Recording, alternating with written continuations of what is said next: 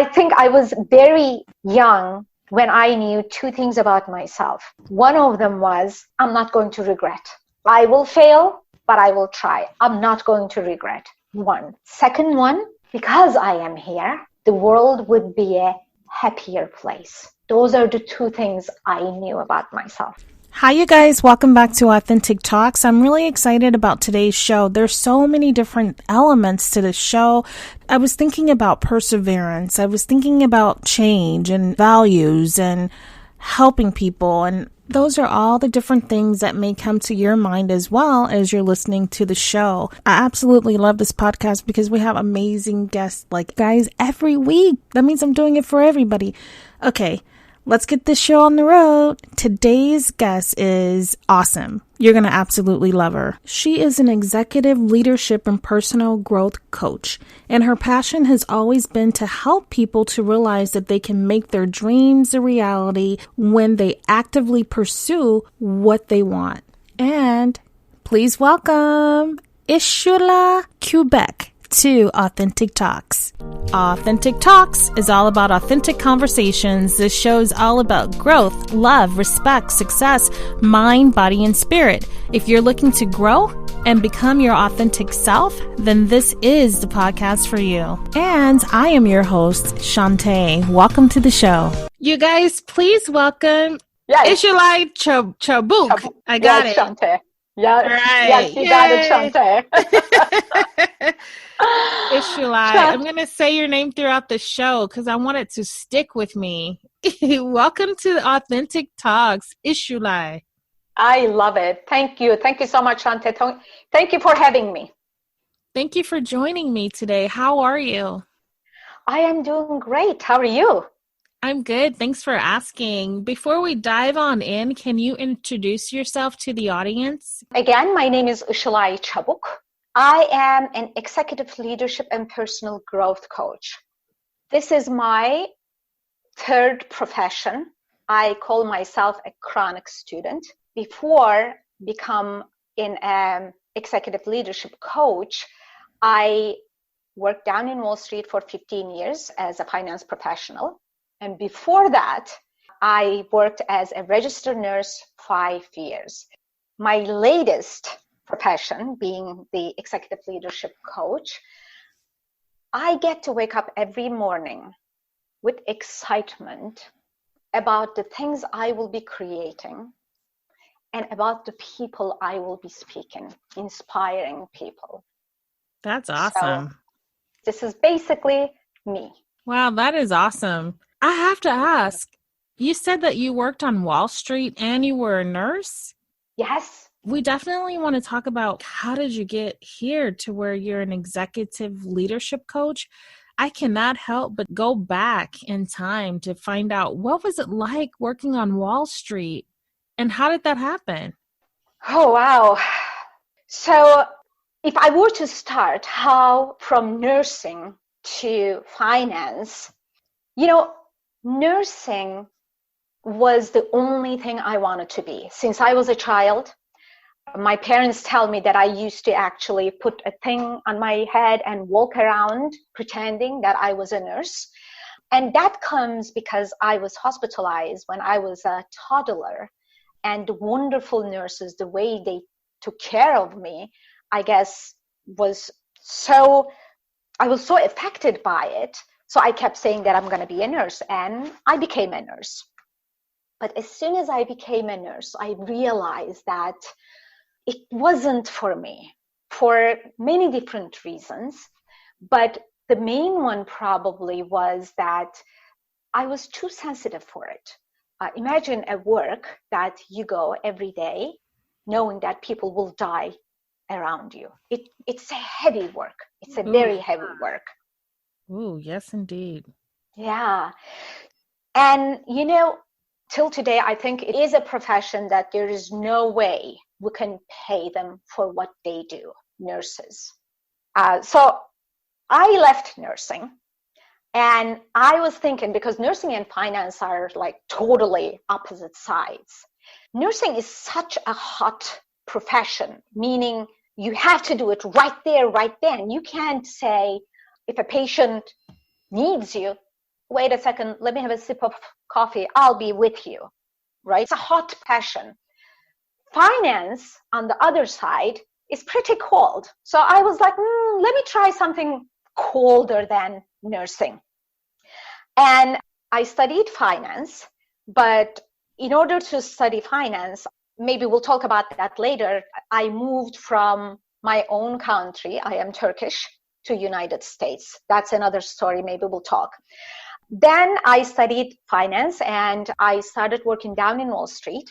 10 years, I was pretty good with that. Amazing experience, amazing company. After 10th year, I switched a position. And when I started with that new position, something was off there. And I wasn't really understanding at very first. Then when I look back my previous position and the position I was in, I realized that was a standalone position, whereas on the other one, I was managing a group of analysts here in New York, training analysts in London and Beijing. And this new position was missing the human factor. And I said, I am giving myself 5 years here because the plan was I'm going to leave Wall Street and I'm going to have my own business. And after a long soul searching, I even did like surveys with my friends, my colleagues. What is it that I want to do next? And I come up with coaching. And I started my coaching training. And since 2015, I am an executive leadership and personal growth coach. Wow. That's awesome. I love your story. Thank you. So it was the human factor that put me into coaching because I have both analytical side of me, but I cannot do without people. So with coaching, I was able to do that. Wow, that is awesome. Thank you, Shanta. Thank you. Okay, so let's go back. When I think about nursing, I can relate. I have an appreciation for nurses, but I'm the type of person, if I go in and I see blood, that's just too much for me. And so I can imagine that we all have, like some people have different levels of what they're able to tolerate or to handle. And I could barely probably get through the blood pressure. Yes. Yeah. And so then when I think of Wall Street, I think of that it is the complete opposite of nursing, and that I picture it to be like chaotic for some reason. I think it's because of movies. Uh-huh. And then life coaching, I picture it as definitely you're helping people and giving people tools to succeed in that, whatever they're trying to do. Yes. Shanta, it's interesting actually, helping people grow, right? This is what it is. And when I look back, both to nursing and the finance world that I had experienced, I was a coach all alone. Oh. I was a coach. I still have nurses, in social media now we're connected, coming to me and saying that, thank you, you taught me this. Oh, that is so awesome. Absolutely. And in Wall Street, I managed a group of analysts. So it was, again, sharing my knowledge, helping analysts grow. It is all about helping others get better at what they do and in general in life. Mm-hmm. So I love that. Yeah. That's definitely a service. Absolutely. Absolutely.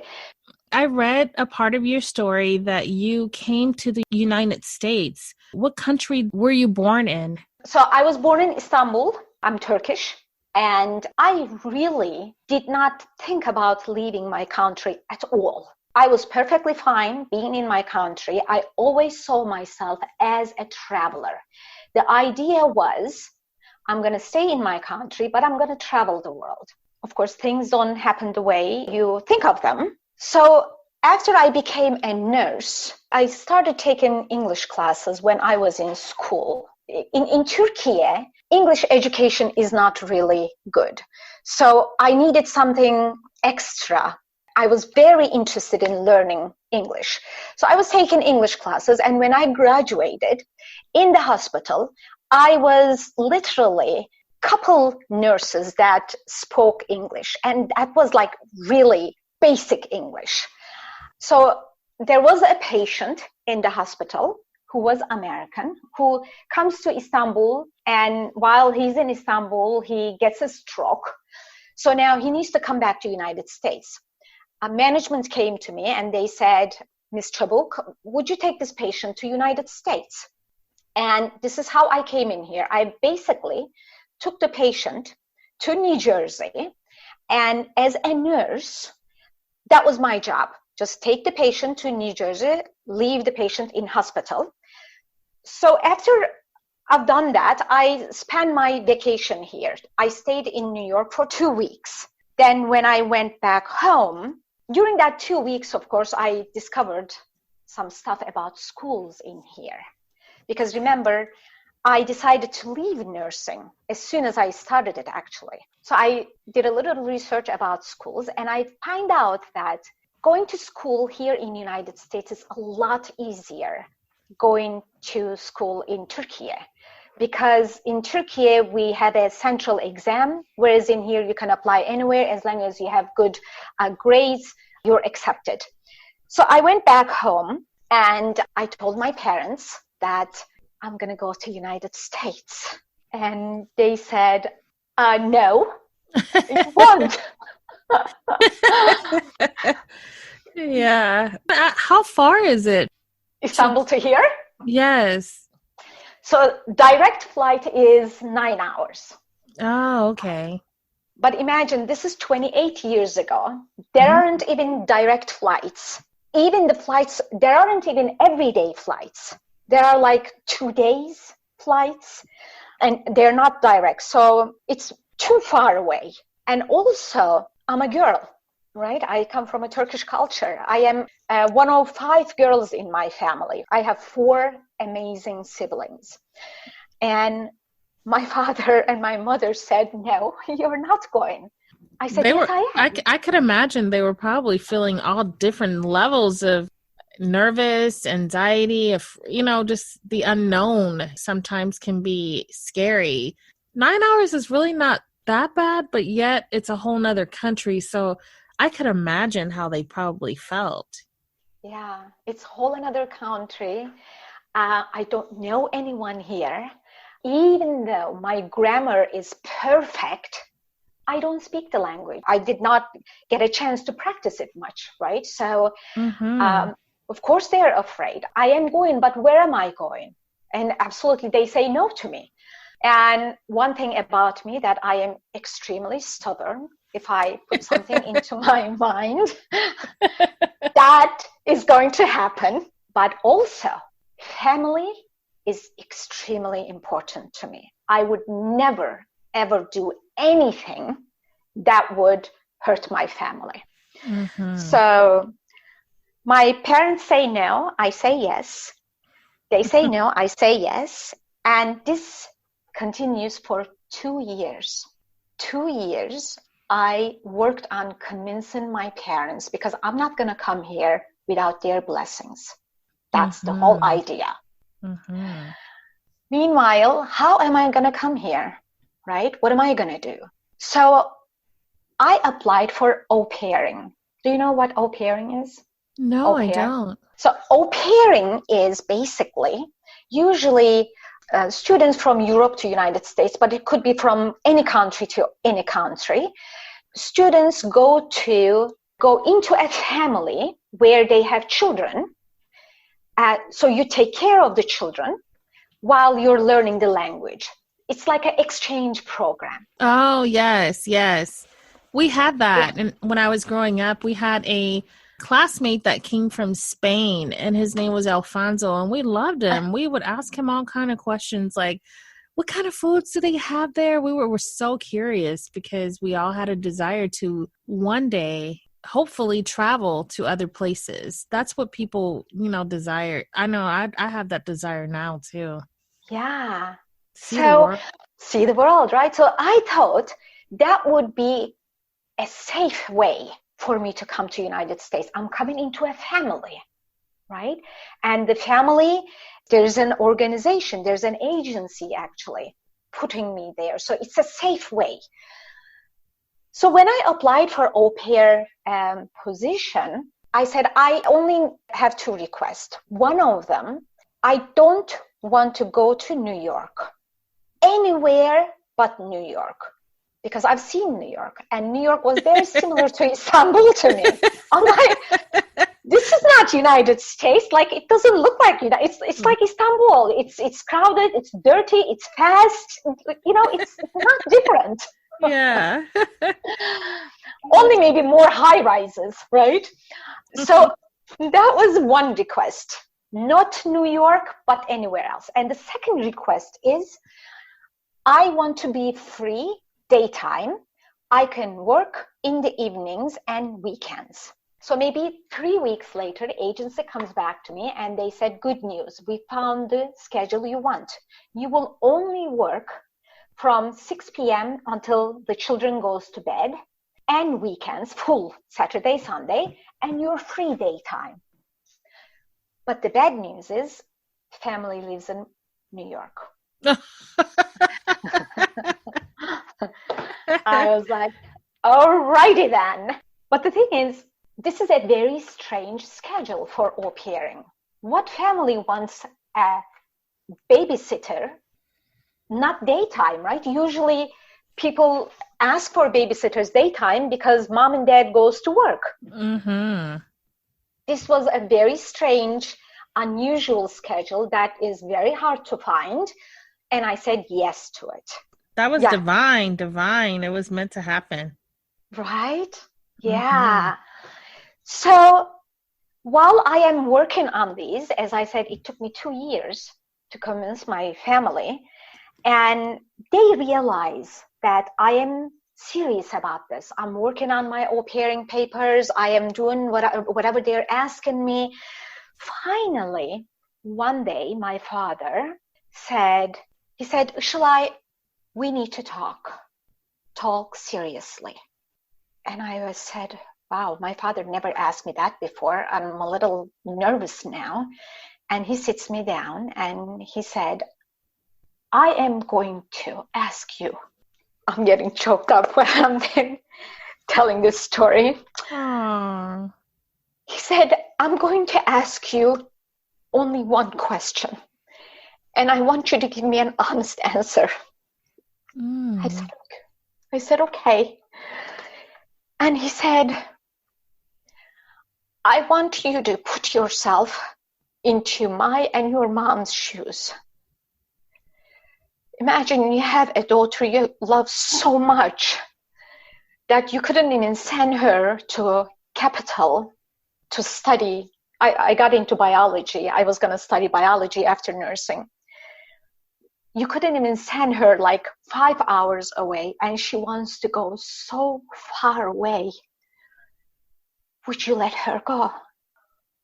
My father tricked me when he said, I want you to give me an honest answer. and you said no? I said, no, I wouldn't let her go. Mm-hmm. And then he said, then why do you ask us to do it? I said, Dad, I want to go to school. At that point, Shanta, my father said, go. If you don't go, you're not going to be happy. If you're not happy, we're not going to be happy. Go. Wow. So that's how he kicked me out. You know what? That was love. Because he loved you so much, he realized that he had to allow you to become you. I think that there's layers to love of parents. It's like you love your kids so much, you want to protect them, you want them to be safe, no matter what age. And then whenever you see that they're not happy, you feel that pain or imagine, and it's a heaviness. Yeah. So his love for you is what. Absolutely. I am so Wow. lucky. I am so blessed to have my parents, basically, because as you said, he sees that. My mom sees that. And Mm-hmm. they don't want me to go, but at the same time, they want me to go because they know I want it. And I don't want to come here. And it's not that I don't want to come here. I don't want to leave my family. But Mm-hmm. also, I'm thinking about the future I'm going to create for myself. The I'm going to, opportunities and yeah, yes. So do they yeah, come here to visit you? they do. They do. Do they So like it? they love it. They love it. Also, my mom and dad, they've come here several times and they stay like 2 months when they come in. And also, I have nieces and nephews. I told my siblings, I said, look, I am here. Send your kids here. I had such a difficulty learning the language. It was tough for me. Send your kids here during summer because, there is an age limit learning the language in a way that you have almost no accent. I mean, there's nothing wrong with accent, but they learn faster. They come here for 2 months and they already speak English. It's amazing because they are kids, right? They're not grown-ups. Wow, that's amazing. Yeah, so they come and visit me and I go home every year. Even though I have been living 28 years away from home, I think I get closer every day than yesterday, definitely. Mm-hmm. Wow. Well, I think you speak English absolutely fine. Were you able to teach your parents to speak English?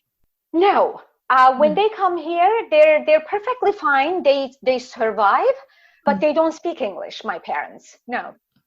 I think California is I'm talking about as far as diversity, where Yes, you I have agree with you. people, yeah, people from all over the world is in New York. California is the next one, but California is where I lived, and I'd take California over New York, You because, would. yeah, Mm, because it's very diverse. And then there's parts, a lot of the state is clean. mm, You know what I mean? And there's no place like New York. I mean, it's unique within itself because like in California, you still need a car. In New right. York, you don't have to have one. You can just get on the train or taxi cabs are very popular and stuff like that. Have you been to Yeah, Cali yet? I have. Last year, I was in California. I was in San Diego. I went there to have my meet with my coach, basically. I have been in Mm-hmm. San Diego, but it wasn't really. And I've been in San Francisco. That was another coaching event. I went there. Those are the two cities I have been. I can't say that I've seen it all, especially San Diego, because I was there 9 to 5 working basically, and I came straight home. Mm-hmm. So Yeah, you definitely should come back where it's like more for vacation because, well, San Francisco, there's a lot going on. mhm. I seen on the news that there's like a high homeless rate, and there's a lot of Yeah, people that need help to, be able to get off the streets and stuff. And so I also had heard that there's these business conferences that happen in New York, and they decided to, one year they moved it and said, no, we're not going to have it there because of the homelessness rate. And I guess people have to see that, and it's just a lot to take in. One of the things yeah. I can share, is it like that in other, like where you come from as well, like where there's homelessness, or does that not exist? In my country, Yes. it does not. You don't see homeless people because I believe family has a different form in my culture. When people are in trouble financially or another way, usually their families take them back. So you don't get to see people being homeless, basically. So not it's not a thing in my country. Mm-hmm. Yeah. I'm not sure what it is here that, like, why that happens, but I think it's because probably some of the family members start to give up on their people. Yeah, I've actually heard that many people that on the street, they also have mental issues. But when you look at it, then you see that then there's too many people with mental issues. So I'm not so sure what is the reason. Mm-hmm. I think they definitely should do something about it and like get them off the Oh, streets and help them. But I know uh, sometimes they say it's easier said than done. But I've noticed like if something happens like in another country, hmm. if something happens like that is detrimental to the country, we as the United States, we help them, we provide aid, we get involved in certain countries. I don't know about all of them. And then they do these telethons, or what do you call those things, like where people are calling in to donate money Right, to right. help them. And I've seen on social media, like even when there's a church, the cathedral, like that burned down. I think it was in Paris, Right. Yep, yep. and they raised over $1 billion. And so I think when I see it that way, I feel like there has to be something that we can do between California all the way to New York. There should not be people that don't have shelter or a place to go. And if it is mental illness, there should be a facility that they allow them to go to get the help that they need. Yeah. Shanta, you're absolutely right. This is about wanting it. We know when there is a will, there is a way. That's True. basically what it is. That's Mm-hmm. basically what it is. Yeah. Definitely. I think that if they check out mentally, though, they don't know. Yeah, I love the fact that, like, when I talk to people from other places, the closeness of families and stuff, I like that. I think that's really awesome, and I think it sets the tone for you and your life, to know that, like, I can depend on my family no matter what. Absolutely. It's very true. Now, we're never self-made, right? We sometimes you hear people self-made this, self-made that. We're never self-made. For us to become us, there are so many people involved in it. Me, for instance, leaving nursing, coming to finance, and at the end, my family is saying yes to it. And 15 years later, leaving Wall Street, going into coaching again. Mm-hmm. When I share this with my family, none of them said, come on, Işılay, enough is enough. Why don't you just stay in Wall Street and do whatever you're doing, right? They don't. Yeah. They don't. So when I gave my first speech, by the way, I speak about two subjects. One of them is how to live a courageous life aligned with our values. And I talk about my stories. As I said, family is one of my values. And if I skip that, some things will feel off inside me. So I can't skip it, right? So knowing my values helps create the life I want. When I gave my first speech, my older sister called me, who is a very, how would you say, she's very opposite of me. She decided on one thing. She wanted to be a doctor, and she's a doctor for all those years. Mm-hmm. I gave the speech, and this was a pro bono speech. This is my first speech I am giving, right? It's pro bono because I need to put myself out there so people know about me. My sister called me and she said, how was the speech? I said, I loved it. I loved speaking to live audience. It was so good that also, they asked questions and I was so happy that they were involved because I did not put them in sleep. They were engaged. Yeah, that's good. And my sister says, did they pay you? Because now coaching is where I'm getting my income, right? I said, no, they did not pay me because this was my first speech. She doesn't even ask me anything else. She says, fine, as long as you like it, money will follow. This is the support I get. I love that. So Absolutely. Do your sisters come here? Only one of my sisters could not make it here yet because, she had children, she was married, all that stuff. Only one of them, but the other three, they did.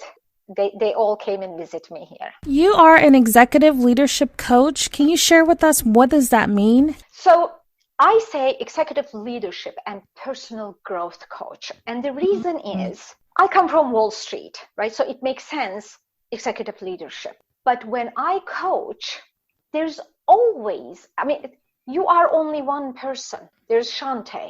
We can't be saying Shanta will be different here and she should be different at work. There are things. Yes, we are different, but in a way, they're interacting. An example, I was coaching an executive and she says, I want work-life balance. We hear that a lot, right? Yes, we do. And she says, because I am working late hours, I am doing a lot of stuff, and then we go deep.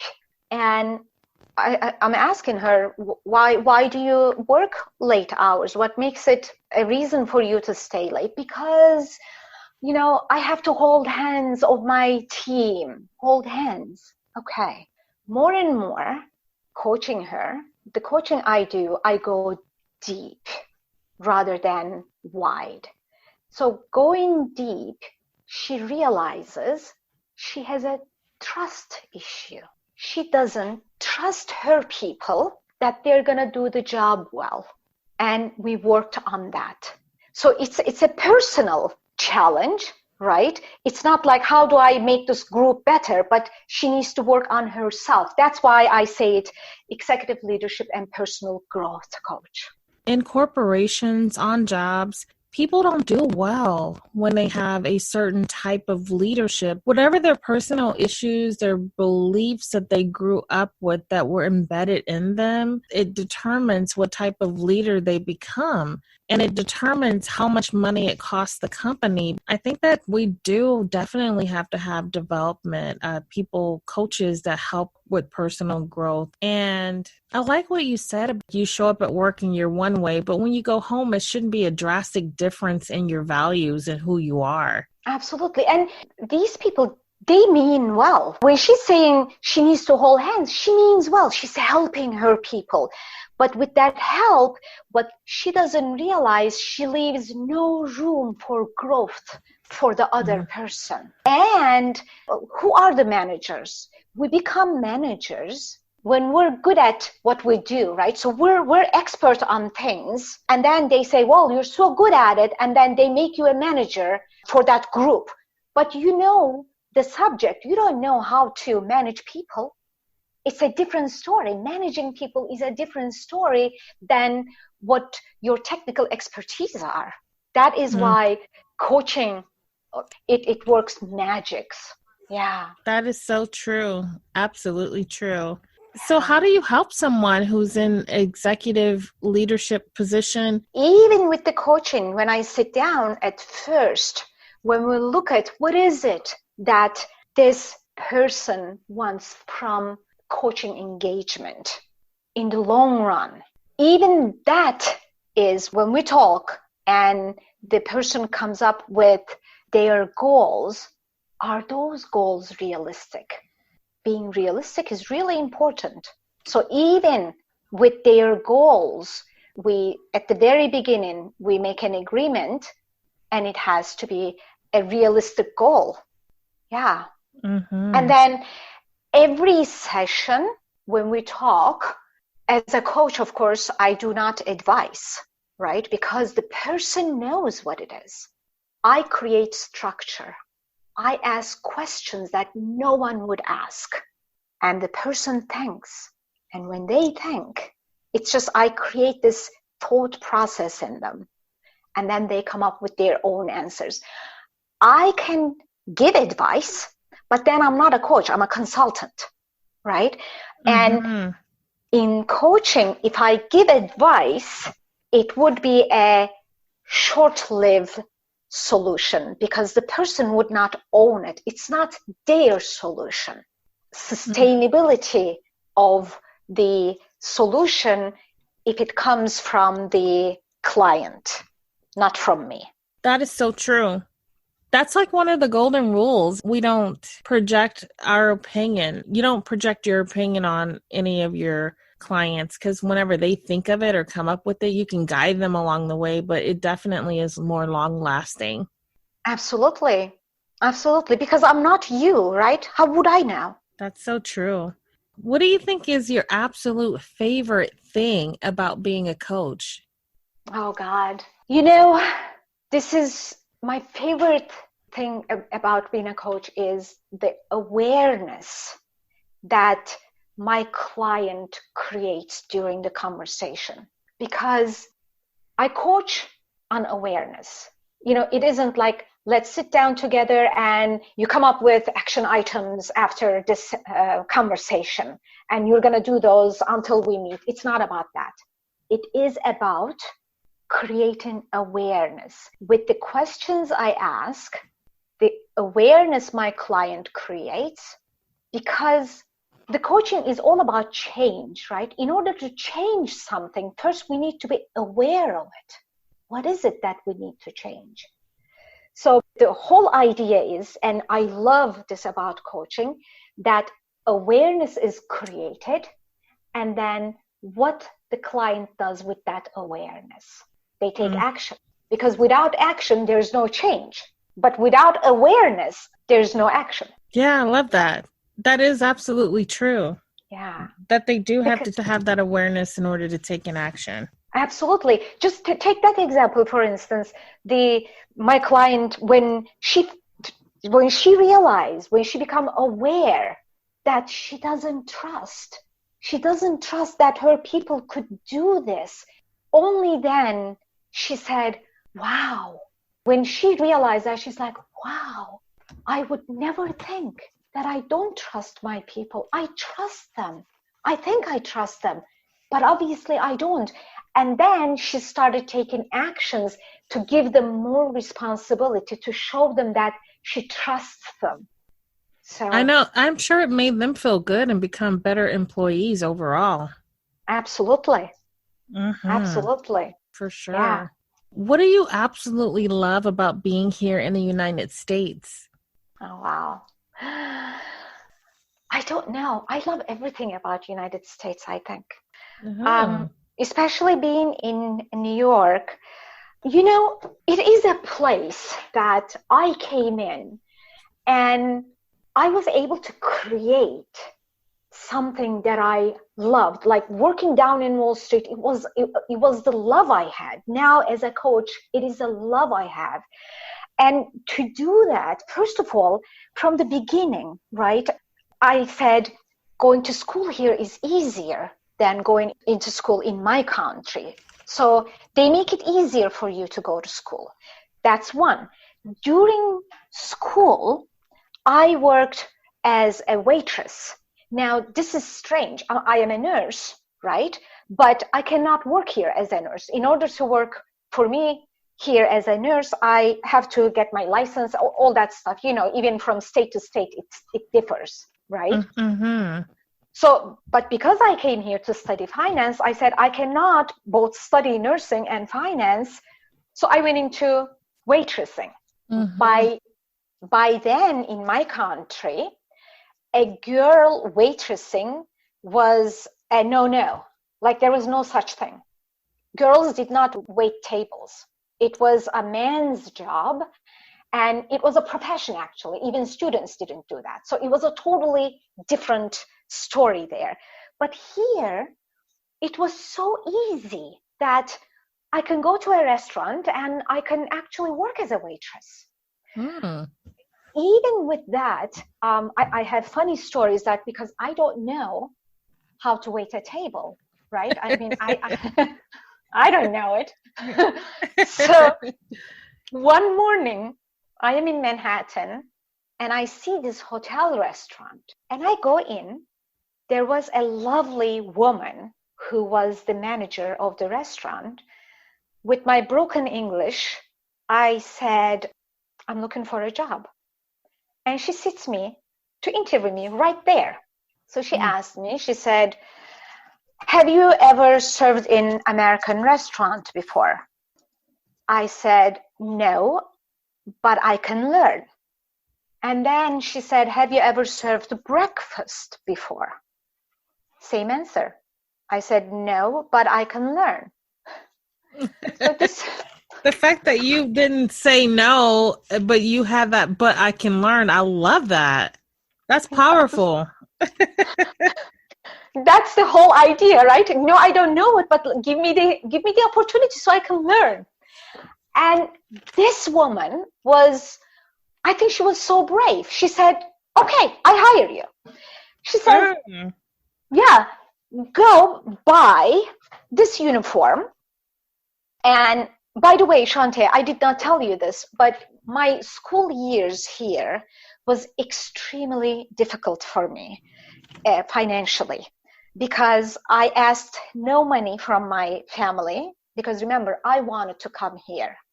That was my decision. And I left 4 sisters behind, and they were all in school. And only income was from my father. My mom was taking care of us.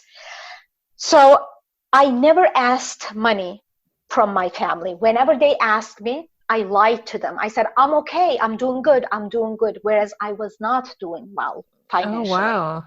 Yes. So when I applied for this job, this woman says, here's a uniform, you go get it, and you start such and such date. We're going to train you, and after the training, you have a grace period. So if we like you, you stay. If we don't like you, during that grace period, we'll let you go. And same applies to you. Of course, who am I to not like them? Like, I love them because they're hiring me. Right. And but wow, such pressure. Yes. And I go to Gap to buy the uniform. I'm looking at the uniform. They don't pay for the uniform. I have almost no money. I'm looking at the uniform. I said, okay, if they let me go, at least I can wear this outside. The uniform was like, I'm being resourceful now, right? Yes. Because the uniform was a cream color shorts and black polo shirt. You know, you can wear it outside on a day-to-day, whatever. Mm-hmm. So I started my training, and they trained me. This hotel restaurant was hosting NFL players and NBA players. And that night, basketball players were coming. They said, we're going to close the restaurant. Management said, we're going to close the restaurant at 11 o'clock. Basketball team is going to come after their game is over, and we're going to only serve them. No one else. We're not going to take any other clients. I'm just new. But when they came all together. All the players, their like wives or girlfriends, managers, the restaurant is full. And my manager looked at me and he said, Işılay, I want you to take table. So I was like, okay. I took one table. Shanta, this is my second year in the States. You know, because I left au pairing. Au pairing was 1 year. And then I go into waitressing. So it's my second year. Forget about understand Southern accent. I'm barely understanding New Yorker's accent. And yeah, this person I am serving, he has a Southern accent. I was like, okay, I took the order anyway. I put the order in, but also I'm still not really like serving well. There's no bread at the table, water goes late, like the whole thing is a mess. And on top of it, they lose my order in the kitchen. Ooh. And I don't even think going to kitchen and asking, saying that, you know, it's been this many minutes, where is the food? I'm not even thinking about that. Finally, this basketball player gets up. He's so mad. I don't even know what his name was. I mean, he's a famous basketball player. Yeah. And he gets up and he's like really mad. He's like, where is our food? What kind of place is this? Where is the manager? Who is this girl serving us? Like, he's like, why God? And my manager comes in right away. He takes over the situation and he pulls me back and he says, go home. You're fired. Oh, no. Yes. And I'm looking at him and I'm like, no. The guy looks at me, and this is also like, I am small. I'm 5 feet. And my manager is like 6 something. He's huge. He's looking down at me and he's like, I told you that you're fired. Go home. And I put my hands to my waist and I said, you cannot fire me. I said, Sheila, the woman who interviewed me, her name was Sheila. Mm-hmm. I said, Sheila hired me. Only Sheila can fire me. Who's going to pay my rent? This is what I told him. Oh, wow. And this guy is looking at me. He probably thinks I'm a total lunatic. And he says, I am the manager. I'm firing you. And then finally he leaves. That night, after everyone is gone, I took the vacuum cleaner. I'm vacuuming the floor. Before that night, I wasn't vacuuming the floor because I'm a princess. Come on now. I'm not going to vacuum the floor, right? I'm going to serve. So you ended up not leaving, even though he said go home. You stayed? Yeah, I did not. And did he say anything else to you as he seen you? No. So I'm just vacuuming. And then they give me my tips and I leave. Next day, I'm scheduled again.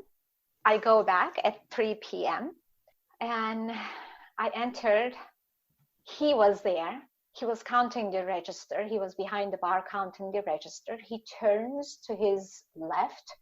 I am there. And he's like, turns again. I should probably do this. Here's exactly what he does. So he's counting the register. And he turns, he sees me, he goes back like this, and he turns again. He says, what are you doing here? And I put the cutest face, biggest smile. I said, getting ready to work? And he says, he used to do that to me because I don't speak English well. He used to do that. Do you remember I fired you last night? Something like that. Oh, wow. Wow. So I said, fine, then I'm going to volunteer. Shanta, he kept me there that night. Wow. He kept me there for a week, for a month, couple more months, maybe almost a year. With no pay? No, they paid me. Yay! Yes, they paid me. I guess he just quit. He just said, this girl is just gonna leave. Better just let her work here. And maybe a year later, I was promoted to become a manager. So I became his colleague, basically. Wow. Yes. And even to this date, I'm still friends with him. And he used to make fun of me, saying that for you to become a manager in this place, you need to be fired first. So that was my story. And I worked there as a manager. I was the assistant food and beverage director until I graduated from school. Wow. What an awesome story. That's amazing. That is freaking amazing to me. I love it. I was sitting on the edge of my chair. I love it. You know what? I realize in talking with you, perseverance is what you have, like not giving up. And I love it. It's hard for a person to, what we talked about earlier about like how there's all these different things going on within this country, and like a person has to want it. And if you want it bad enough, you make it happen. Simple as that. Yeah, you just find a way. You make it happen. You find a way. I mean, you said it perfectly fine, perseverance. Now, I realize, and this did not happen to me one time, this happened to me more than once, because I finished school in 6 years. I am an international student. I'm a foreign student. So I had to learn English first. I had to study that part of it first and then go into finance. But the perseverance is that I realize I don't have the word quit in my dictionary. I just don't quit. Wow, I love that. It's not an option. Now, what would be like, it was, as I said, extremely difficult in a way that I had roommates, and it was a disaster when I was in school. I stayed with an elderly woman. She was quite not easy to live with. And then I had another roommate who was an alcoholic that I could not study. I was sitting on the staircase to study, and I was working full-time and going to school full-time. I literally slept 4 hours in average until I was done with my school. Wow. Didn't even cross my mind to quit, because if school takes 4 years, and if I am having difficulty 2 years, I mean, it was difficult for 6 years anyway, but if at the beginning 2 years I see the difficulty, I can't even think of quitting it, because I didn't even try enough. And I have a funny story with that, not quitting, during my coaching as well. Now, when I started working as a coach, I am new to this, right? Even though I said to you that I was coaching all my life, from nursing to finance. But building a business, coaching business, is so hard, so hard. So I would, on my first year, I would wake up early in the morning, dress up, go for a networking event, and then I'm done around 10 a.m., then another event, let's say at 6 p.m. So what am I going to do between those hours? Right? So I would come back home, because I have a home office, change my clothing, get a little comfortable, and then work. And at night, I would dress again and go. I have a neighbor. I live in an apartment. I have a neighbor here that I am very close with. She is, she's older than I am, and very wise woman. So a couple times she sees me in the morning, early in the morning, I'm going. She says, "Where are you going?" I say, "I'm going to a meeting." So I go. In the evening, a couple times she saw me again. Again, same question, "Where are you going?" "I'm going to a meeting." And several times she's asking me if I'm making money. I'm making zero money. I say, "No, not yet. No, not yet. No, not yet." Meanwhile, I keep going. And I don't know how many times she told me, she said, "I have never seen anyone with the energy and enthusiasm you have. I've just never seen it, because you're not making any money, but you act like you're making millions. This is how you are." And I was in her apartment. I looked at her and I smiled. I said, "I'm going to give you a secret." And when I said secret, she comes a little closer to me. She goes, "What is it?" I said, "I think I'm a little retarded." And then she goes, "Why do you say that?"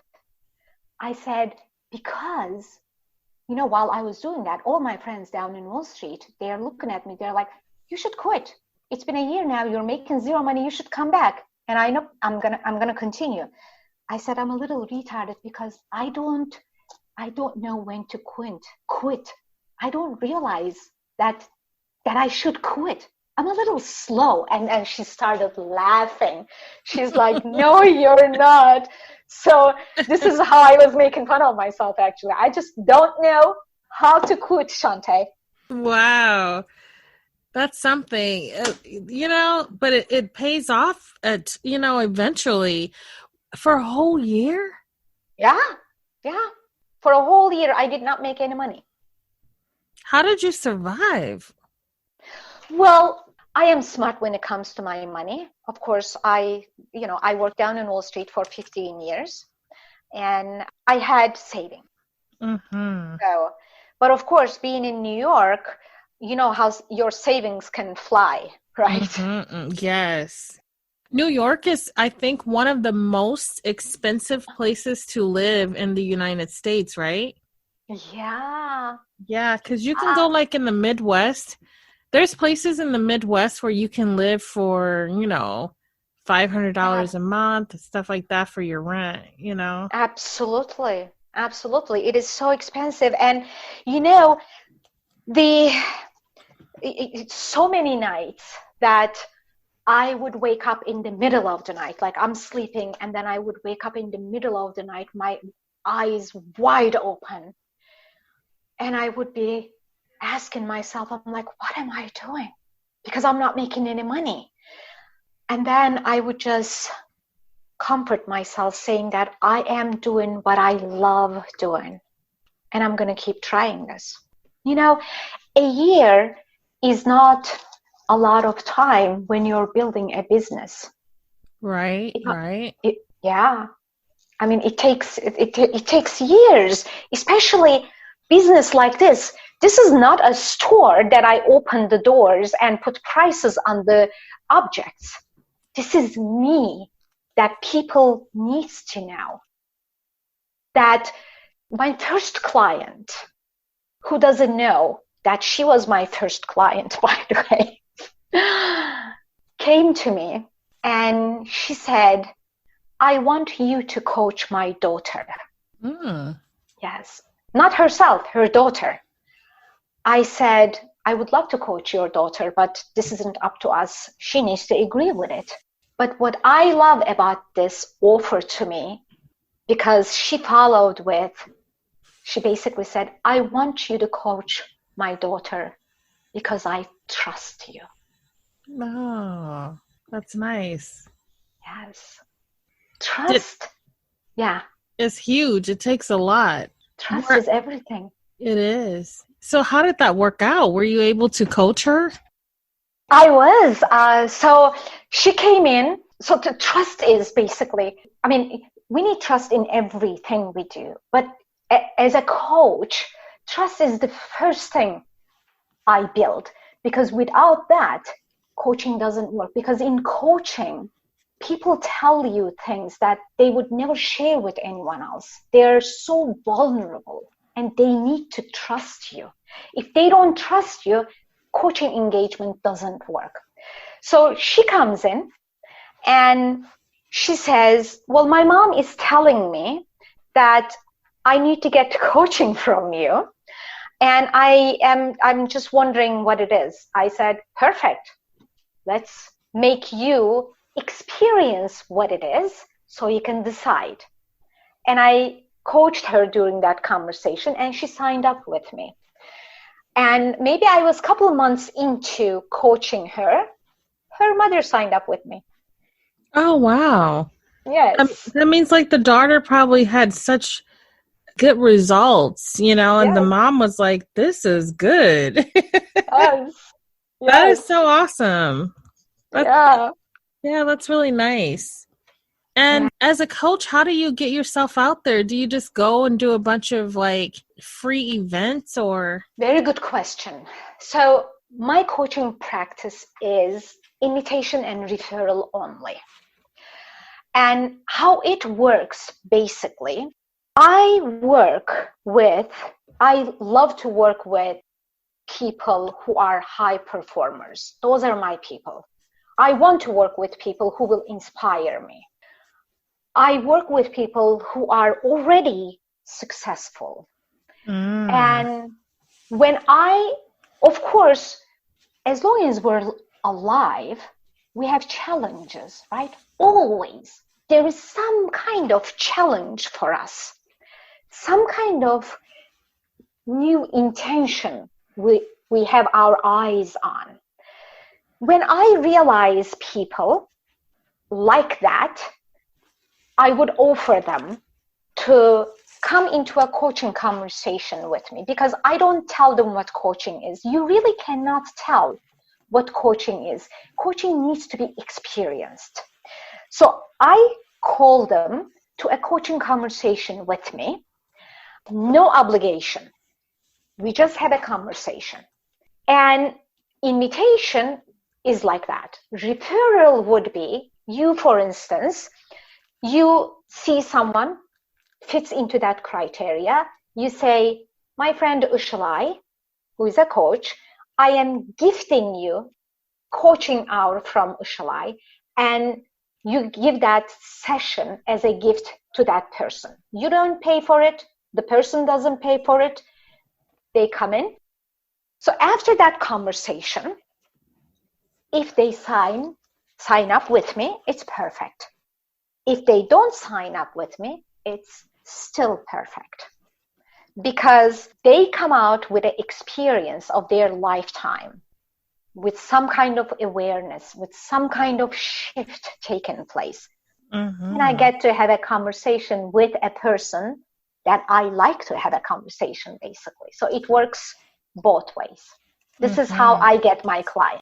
Oh, okay. That's nice. That means like when your client signs up with you, I feel like it's divine. It means that they're supposed to. There's no force. I like that. That's good. Absolutely. It is, it's also when people say at the very beginning, when they say, I'm going to sign up with you, I don't take them right away. I say, think about it. Come tomorrow. Because coaching, I'm not going to only ask for your money, but I'm going to ask commitment from you. Are you going to do that? Are you committed to this? Are you committed to be challenged? So that's why it works, I believe, because when they come, they're really ready for it. They're in it. Yeah. Wow, that's good stuff. So it sounds like you're an amazing coach. Thank you. Yes. That's so cool. Yes. I love it. What do you get an opportunity to do for fun there where you live? Ooh, oh my God. Talk about fun. This is me. Everything is about fun. It's funny that even when I invite people to that first conversation, I ask them, what is it I want from them, right? Go put yourself on my calendar, do this, do that, do this, do that. Like there are 4 or 5 things there. And the last thing is prepare to have fun. That's what I say. Prepare to have fun. That's nice. Yes. So for fun, what I do is that I am very active and I have a bike that I totally love. I bike almost every day. And it's not don't think about like I'm a fast biker. It's a cruiser bike I have, do. Yeah. Yeah. So there's a basket in front of it, that kind of beautiful bike.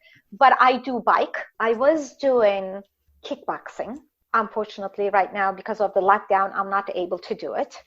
I do rollerblade. Now, what is it with me is that I like to try everything. And I had no shame of failing. Like if I'm going to try something and I look horrible, I'm still going to try it. It's better I try and fail than not try it at all. So I've tried kickboxing and I loved it. And I jump on my trampoline because I realized something actually about myself, preparing my first speech, that I'm sitting here and I don't know what to talk about. And I'm trying to create. Days passes by, nothing is happening because I'm sitting at my desk. Then I said, okay, I'm just not creating anything. I take my telephone, I go out, and I started walking and also recording myself. I probably walked 2 hours. Wow. And then 2 hours back, 4 hours. And during that 4 hour, I created my speech. I created the base of it. I know what I'm going to be talking about. I know what things will be in my speech. And when I came home, I said, oh my goodness, this is who I am. I work while I am in movement. I remember when I was a child preparing for an activity, I'm learning something, and I am on the bed, up and down, jumping, up and down. This is how I am learning. And I Wow. said, yes. So I said, walking, jumping. I said, I think better when I move. And then I bought myself a trampoline. So in my office, there's a trampoline now. That's awesome. And I jump on it while I am creating things. Wow. Yeah. So that's one other fun thing. I am a member to a community garden because I live in New York in an apartment. I have this membership to a community garden that I love. And I am a very social person. I love having parties in my place before Corona, of course. Last party I gave was in February, right before we were locked down. It was a big party that I had like 17 people here. And I just love hosting. I love being active. And almost every day I talk to my family, every single day. That's really awesome. So my website is basically my first name and last name.com, IsilayCabuk.com.